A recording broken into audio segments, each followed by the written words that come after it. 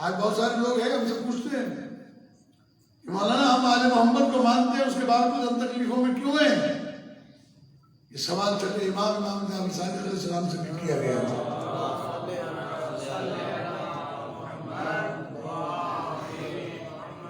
امام علیہ السلام نے جواب میں ارشاد فرمایا تھا کہ ہمارے چاہنے والے دنیا میں تنگ اس لیے ہیں کہ اللہ نے ان کے لیے جنت میں راحت رکھی ہے، جنت میں ان کے لیے فرحت رکھی ہے۔ اور خود امام سید سرکار علیہ السلام کا فرمان ہے، چونکہ یہ موت کا ذکر ہے، اس موت کے ذکر میں لوگ پریشان رہتے ہیں کہ سناٹا چھایا ہوا ہے، ایک مرتبہ بلند آواز سے صلوات پڑھیں محمد وعلی۔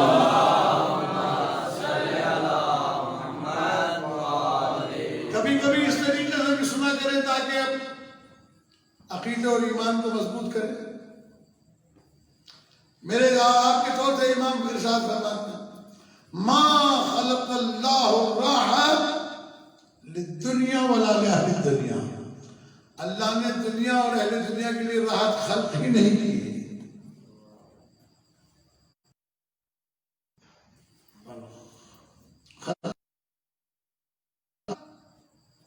للجنت ولأہل الجنت، اللہ نے راحت اور آرام جنت اور اہل جنت کے لیے خلق فرمائی ہے۔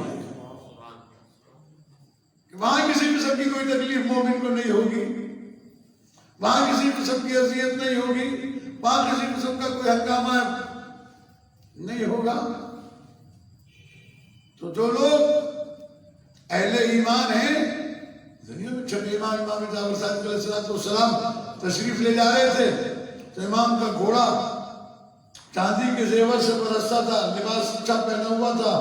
ایک کافر نے امام کے گھوڑے کی لگام پکڑ لی، کہنے لگا آپ تو کہتے ہیں کہ مومن کے لیے دنیا الدنیا للمؤمن سجن، دنیا مومن کے لیے جو ہے وہ قید خانہ ہے، والجنت للکافر، اور کافر کے لیے دنیا جنت ہے۔